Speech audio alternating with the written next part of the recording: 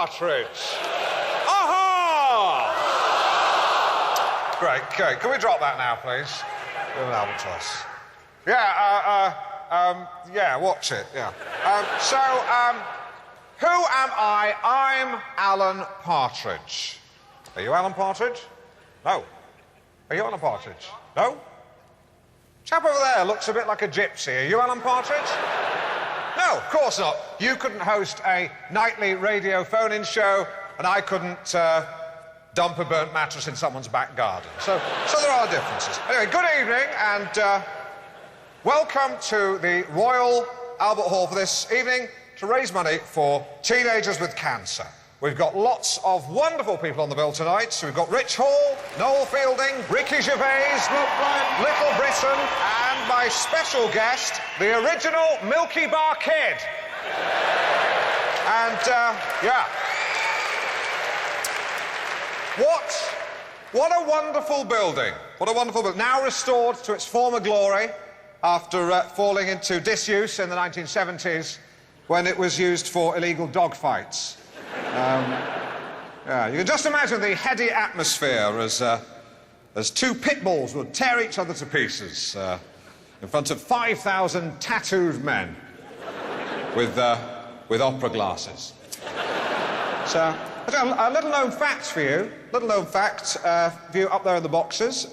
It's reputed that the Albert Hall is haunted by the ghost of a young Molly Maguire who was stabbed to death in her dressing room in 1998 during a Human League reunion concert. Awful business, awful business. Anyway, tonight is going to be a tremendous evening. Only a couple of disappointments. Michael Flatley was going to be performing a 10-minute bare-chested extract from Lord of the Riverdance. But unfortunately, during rehearsals, he snagged his tights on a nail, fell off the stage, and died. There'll be a minute's silence for him during the interval. It's up to you if you want to observe it. You might want to combine it with a trip to the loo. Yeah. Kill two birds with one stone. Now, even sadder news than the tragic demise of Mr. Flatley is that we've run out of charity T-shirts. But we will get some more tomorrow. Now, there has been some concern that the T-shirts were being manufactured in Taiwanese sweatshops by small children. But I've made some inquiries, and I've been assured that the T-shirts are top quality. The children know exactly what they're doing. They have a very intensive training program, so hope that allays your fears. OK, there are all kinds of marvellous people here tonight. The rock singer, Chris Martin, is here. Gwyneth Paltrow's let him in her box, and she's expecting their child. So well done, you two. Not the band, you two. I'm sure it's Chris's child. Anyway,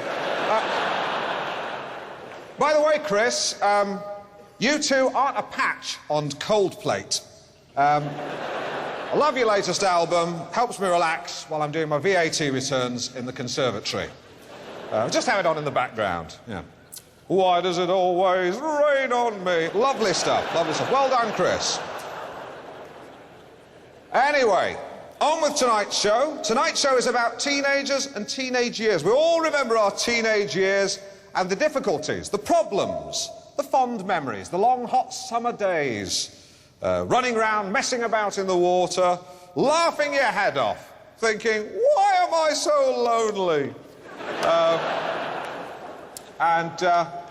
You know, sneaking behind the bike sheds for a kiss and a cuddle with the local slag. Eh? She'd give you a kiss for 10p, and for 20p, she'd let you see her vagina. Then, of course, came the explosion of puberty. I remember one day I was in the showers at school, and a boy remarked that my genitals looked like Dave Lee Travis. Kids can be cruel. And that kind of thing stays with you. In fact, I still can't get out of the shower and look in the mirror without thinking of the hairy cornflake. What a dick. I mean Dave Lee Travis, not, you know. Anyway, what was I talking about? Teenage years. I've actually just remembered a funny story from when I was 14. I was at school, and my best friend would eat vegetable soup, put it in his mouth, and pretend to be sick in the playground. And I would crawl over and pretend to eat it up like a dog. This is a schoolboy prank, you know. But it backfired. Because we were in assembly, and he'd just had some bad scampi. And was genuinely sick. And to cut a long story short, I ended up with child sick in my mouth. Sorry about that, sorry. So the irony is that I was then genuinely sick, and I was standing in line, and I was sick on the back of the boy in front of me, and he in turn was sick on the back of the boy in front of him. And it started off a whole chain reaction, rather like dominoes, or vominos. 9 boys in a row, it must have been extraordinary, one after the other.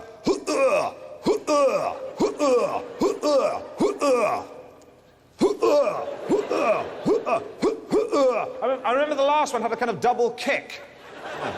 Came straight down his nostrils, like a double-barrel shotgun. Bang!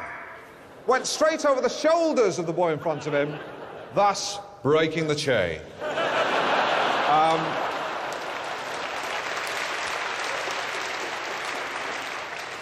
Salad days. Now, I don't want to bring the evening down, but please do not bring hot drinks into the auditorium. It's a legal thing. If you spilt some on a famous celebrity, then you know we could end up being sued. So, you know, if for instance you spilt boiling hot tea onto Chris Moyles' lap, or better still his face, then sorry, that's I didn't mean to, I meant to think that, not say it. Sorry about that. Mind you, if you did disfigure him, he could still carry on radio, couldn't he? There's no justice. Okay, on with the show. Now it's time for somebody very, very special indeed. A man who's been making us laugh for a long time. Please welcome Academy Award winner Ricky Gervais.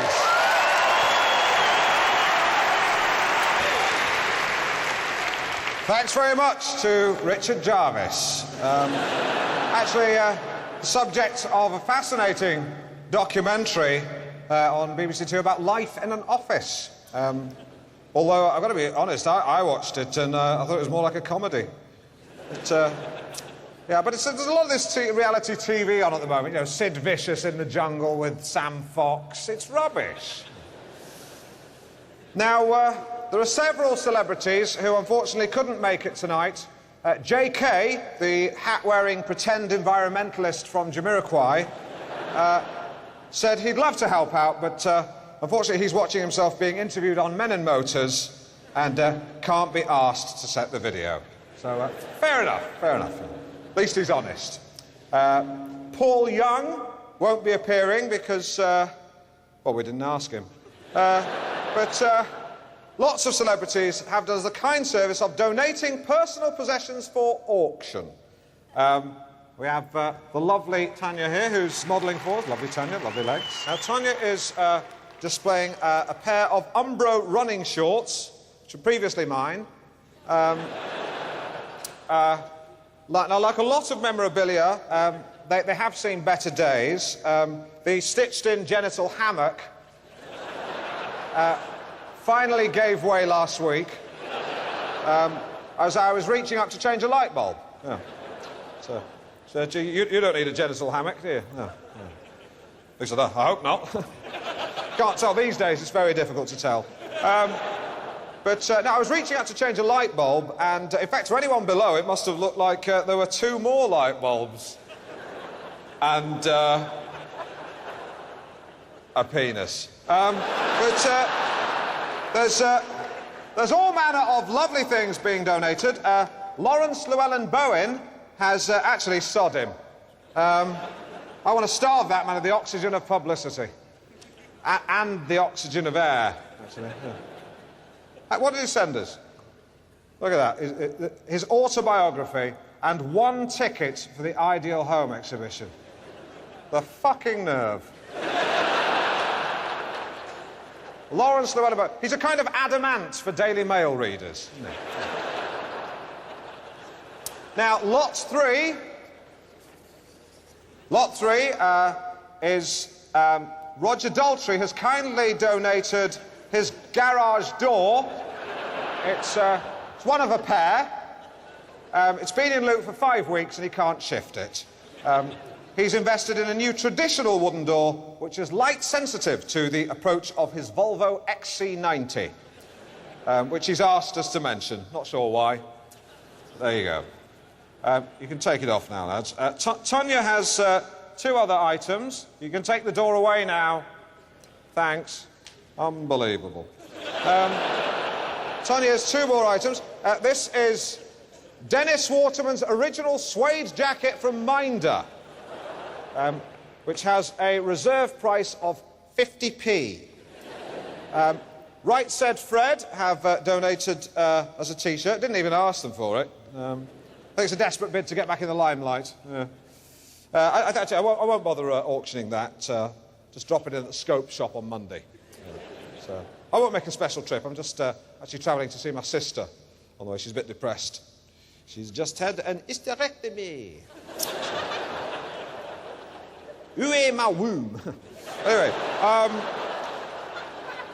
thanks to Tanya for all that money. Look at those legs. Look at those legs. They're marvellous. They, you could straddle a car with those. Yeah. Not a big one, you know, a Toyota Yaris. Yeah.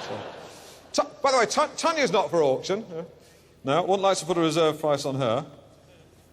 What'd it be, about 500 quid for the night? 650, done. I mean, sorry. I think we all got a bit confused there. We'll talk about this out there. That's for everything. Yeah, okay, right. Okay, we'll talk about that out there. Thanks, Tanya. Okay. Anyway, sorry about that. Now, please welcome on the next act, the star of BBC Two's Marion and Jeff. Please welcome Mr. Rob Brydon. Very much to little Bobby Dryden. Good to see that Welsh people have stopped being annoying and are now trendy. It's a charity evening. Many of you will know that I do a lot of work for homeless people, or as they used to be known, tramps. I actually was homeless myself a few years ago when my wife locked me out of the house and I had to spend 5 hours walking around John Menzies. And let me tell you, it gets pretty lonely out there. But during that time, I learnt a lot about life and other things like caravanning, fishing, antiques and collectibles, and soft porn. But the traditional image of the tramp has changed. For example, they're no longer all Scottish.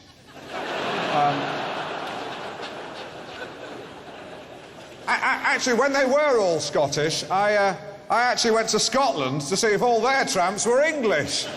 But no, they were Scottish too. Yeah. Bit of a wasted journey. But sadly, a lot of drug addicts, unfortunately, are on heroin. Which is terribly sad. Personally, the only heroin I'd like to inject myself into is the lovely Kate Adie, who no doubt right now is smuggling herself into Iran, disguised as a woman. Okay, we're going to take a break here. I'll be back on chatting to the original Milky Bar Kid. Yeah. And just to warn you, when I come back on, I may be in a hilarious disguise. Get yourself a Brit, Vic. See you in 20.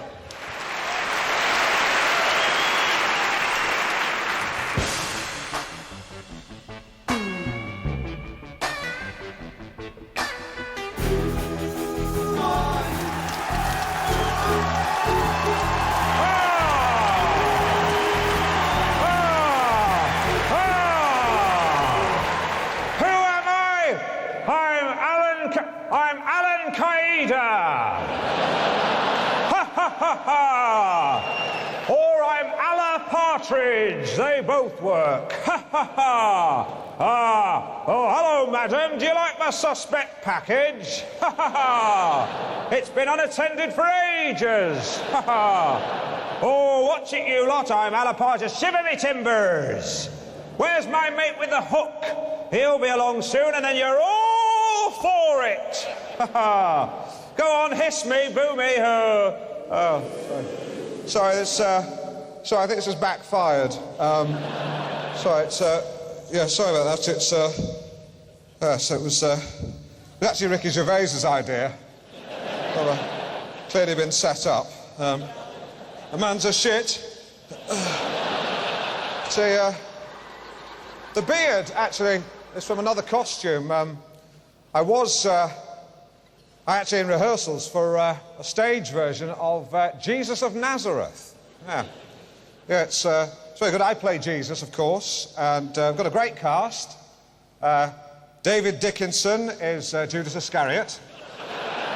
It's a marvellous scene where he gets the 30 pieces of silver, and then he turns to the audience, winks, and says, "Cheap as chips." It's a bit of fun, Pontius Pilate is played by Les Dennis, and Noel Edmonds is John the Baptist.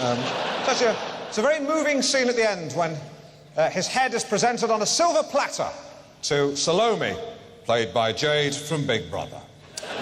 So, bit of fun. It's a sort of more light-hearted approach than the Passion of the Christ. I actually wonder if Jesus came back down to earth, do you think he'd actually go and see the Passion of the Christ? Probably doesn't want to be reminded of all that. He'd probably be nudging you during the film, saying, you know, that didn't happen, you know. And Calvary's not that steep, you know. You're trying to watch the film, Jesus. Now, I think if Jesus was going to, or was in the mood for a Mel Gibson film, he'd probably want something light, like What Women Want. Now, I'm sorry if all my multi-religious reflections have actually offended anyone. Certainly don't mean to do that. Hello? Can I have a quick word? I'm in the middle of a show, so... Can I have a quick word, Mr. Partridge? Right. Who are you? I'm a police officer. Right. Right. But you're not going to take your clothes off. No, I'm a real police officer. Okay, right. Right, who are you? I'm a police officer. Right, so yes, I knew that. I panicked and asked the question again. Right, what's the problem? I need to have a quick word with you. Right. Can I finish the show and then we do this out loud? Yeah, I need to talk immediately. Right, okay, what's the problem? You've been reported as making some comments about you representing some illegal terrorist organisation. Can you explain what that's about? Yeah, I was just doing a joke about terrorists. Right. Of course, obviously, you know, in the current climate, you can understand we have to take every threat seriously. Yeah, I mean, yeah. Come on, mate, look at my shoes.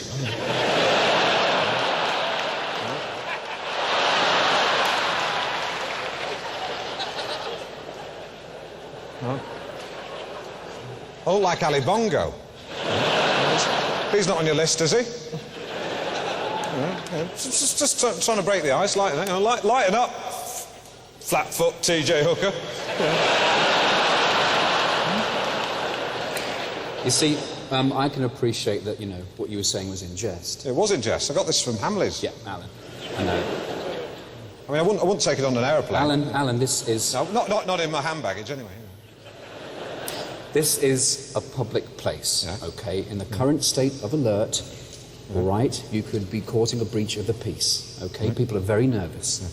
Now, you could have caused a panic. It hasn't happened here now, but it could happen another time. Right, well, I definitely will never ever dress as Alan Qaeda ever again. So I swear on the Bible and the Quran. Where's the costume from? The costume is actually, it's not mine, it's actually from Angel's costumiers. Actually, it's the costume woman, she hired it. I don't know who else she's hired them for. I can give you a name I want. It's Marcia Stanton. She lives in South London. She thinks she's got a house in Brighton. Okay, Alan, I'm not interested in that. Okay, right. Right, okay, well, all right, so, look... you're not going to lock me up in Montego Bay, are you? No, where you make all the terrorists wear red jumpsuits. I'm sure what will happen, there will be a lengthy conversation and you'll get some kind of verbal warning. Okay, that's great, fine. Right, okay, right, okay. Look, Sorry. I'll tell you what I'm going to do. Okay. I'm wait for you off stage. Right, all right, I'm going to let you, get on with this performance. Okay, right, thank you. All right, but when you're done, I'm going to need to talk to you. Okay, fine, it's fine.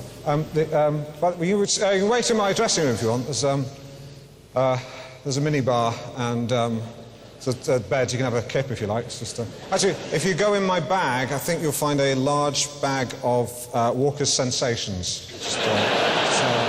Sea salt and black cracked pepper. I think it's just help yourself to those.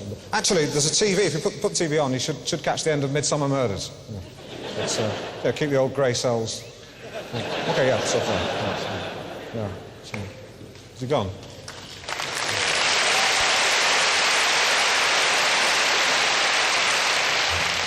And now the Birmingham Six felt now.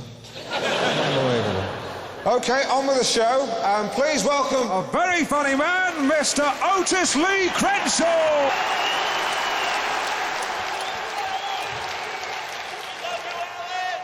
I love you too, but not in a gay way.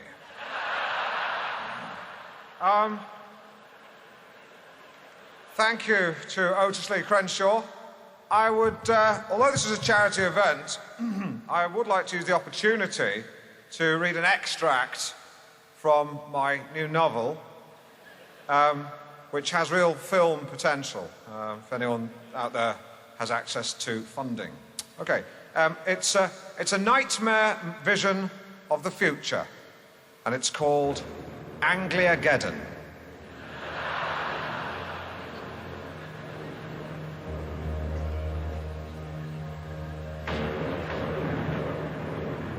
The whole of Norfolk is waterlogged. Home insurance is a thing of the past. You would think in the future things would get better, but no, they're worse. A lot of people are mad and eat pets. The anti-hunting lobby have finally won the day, and foxes have, as feared, grown to 5 times their normal size. And now carry off babies and small electrical goods. People have 3D TVs on their wrist and go around on monorails, like the one at Gatwick Airport. People are fed up voting for governments who just take taxes and teachers taking liberties. Cyberpunks roam the streets wreaking havoc as a direct response to the extension of the congestion charge.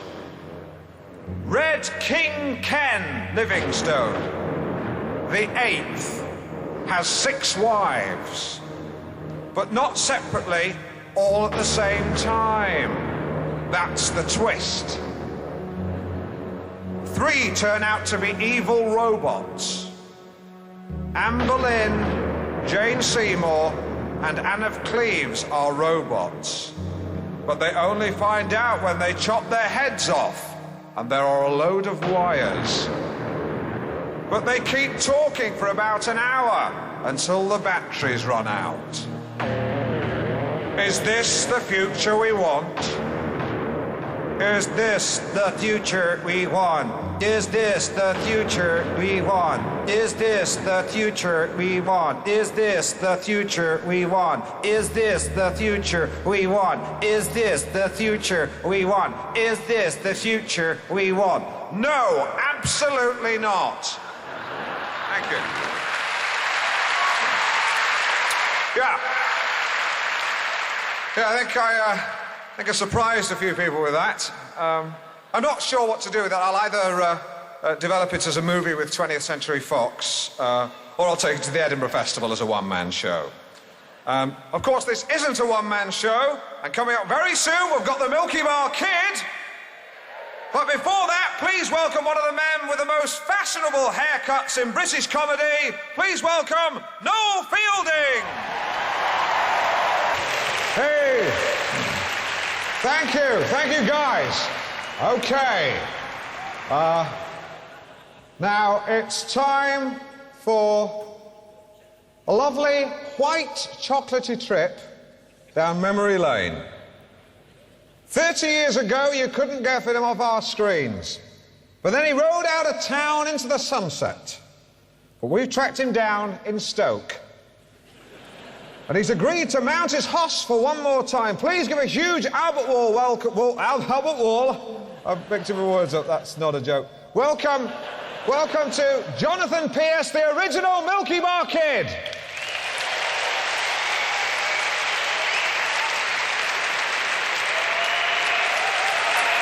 The Milky Bar Kid is strong and tough, but only the best is good enough. The milkiest milk, the whitest bar, Nestle's Milky Bar.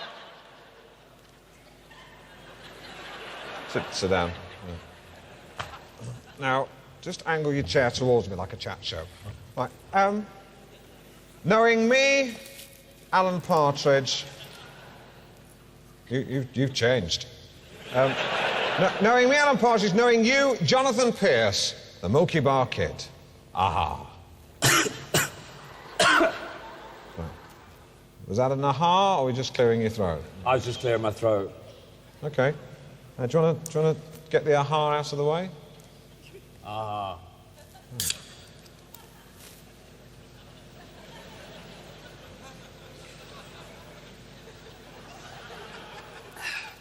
Cheers. Do you want one? Nah. Now, who could forget 25 years ago, we all used to love the Milky Bar ad with that lovely song implying you were strong and tough when you were clearly an undersized blonde boy. In fact, the type of person who would be bullied at school. But we all loved you and your catchphrase, the Milky Bars are on me. What have you been up to since? Well, quite a lot, you know. I've been having a good time. The advert was great fun. Yeah. You know, I mean, the kids always used to sort of shout my catchphrase in the street and stuff at me. But you know, as it wore off, the pressure grew, and when I was 12, I started drinking. Oh. The acting dried up. Oh. You know, they replaced me in '74 with another kid. I got a part in Poldark as a cabin boy, but that was it really. My father and then manager ripped me off when I was 15. He ran off with my girlfriend. I earned about £200 from the advert. I spent the money on the guitar and tried to start a band. That didn't work, so I sold the guitar for drugs. And about 25 years old, I started selling my body for sex.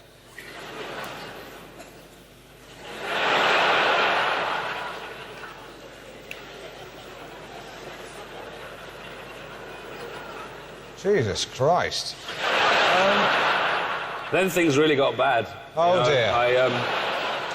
I moved into a hostel with a guy called Peter, who was really nice, actually. He really he got me back on my feet, you know? Oh, great. It was the first guy that ever actually didn't take me for granted, you know, and which was great. But I screwed that up.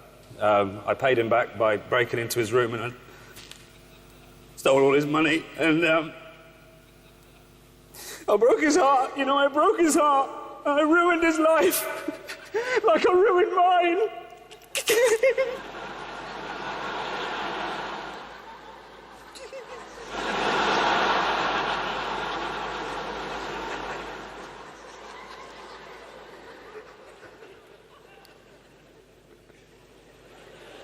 The Milky Bar Kid is strong and tough, but only the best is good enough. The milkiest milk, the whitest bar, Nestle's Milky Bar.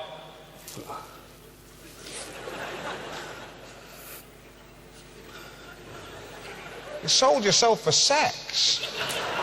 Yes, I did during my 20s. It was a dark time for me, a difficult time, you know. How do you feel about that? I'm ashamed. I'm ashamed. Well, you know, we've all done things we regret. It's all right, I don't want sex. or a Milky Bar. Let me ask you a question. I want you to be strong. I want you to be brave. When you had sex with these men, terrible, terrible thing, did you actually, when you were having sex, were you actually wearing the costume? Yes, I was wearing the costume. And did you say the catchphrase? After they'd finished, yeah, I said the catchphrase. Which was? The Milky Bars are on me.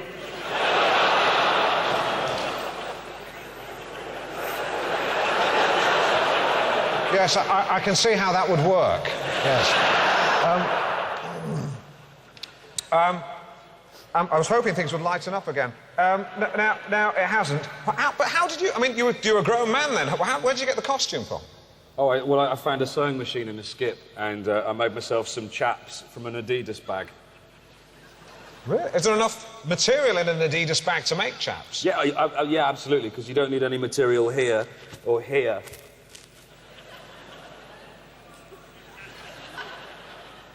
Do you think that the Milky Bar Kid is strong and tough enough to change the subject? Yeah. Now, how's your life now? Good, yes. I've kind of moved on, really. I've got myself back together and making things happen. Right. What are you doing now? I run a hardcore porn website. Oh. Does your girlfriend mind? Well, I don't actually have a girlfriend, Alan. I'm gay. I have Absolutely fine. Absolutely fine. Fine. Not for. Well, let's talk gay. Let's talk gay. Now, certain words. It's interesting this, but certain words have been reclaimed by the gay community, haven't they? Like queer, sausage jockey. I'd have to disagree with the second one, Alan, Okay, really. It's all about context, you know. People, like, for instance, I was leaving the house the other day with my boyfriend and there were some kids on the other side of the road and they went, oh, you know, there they are, the queer bastards. Marvellous sense of humour. Alan, I was offended by that. Oh, I see. Sorry. Okay. Okay. Tell me then. How do you relax? And I don't mean poppers. I just like chilling out with my friends. I go clubbing, you know. Right. Okay. Clubbing. Okay. Well, here's the thing, which I find fascinating. Here's a hypothesis. The whole gay club scene. Very curious. Here's a hypothesis. I'm a gay man. I'm in a bar with other men in cowboy gear called, I don't know, Oklahomos. I'm tripping the light fantastic. I'm sweating. I spot a chap. He gives me that look. Within half an hour, we're back at his pad. We put on some music. I suggest Steel Eye Span. He wants something light. We compromise on Seal. You can cut the atmosphere with a carving knife. It's electric. The atmosphere, not the carving knife. His feathers are dripping. His feathers? Yes, sorry, he's dressed as a Native American. I forgot to mention that earlier. He rips off my Adidas chaps. I insist he uses a condom, a dicky jacket. He refuses. I insist. He threatens me with his tomahawk. Sorry, what's your point, Alan? I've forgotten, actually. I'm not quite but anyway, talk about that golden period when you were the Milky Bar Kid on our screens. Well, to be honest, I don't want to talk about that period of my life. It was a difficult time. I'd rather just kind of, like, forget it. Let's talk about what happened after. I thought that's why I was here, you know? Will you put on the hat and sing sing the Milky Bar Kid No, song? Alan, I don't want to. That just reminds me of a bad time in my life when I turned to drink. Stop talking about your personal problems. But it helps if I talk about it, you know? Yeah, I know. Just don't. Do you want to pop the hat on and sing the song? I don't want to do that. Do you want him to sing the song? Yeah, okay. Put the hat on and sing the song. Go on. It's not. Yeah, sing the song. Go on.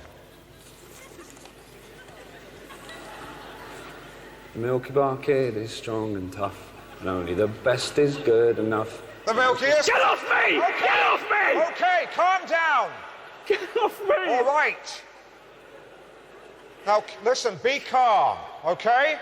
I am your friend. You can trust me,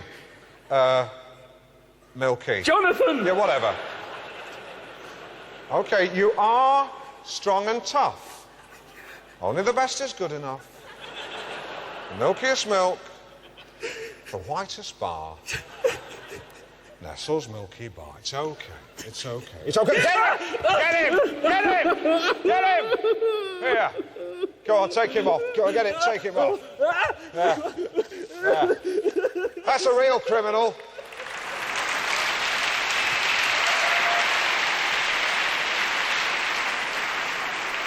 Okay.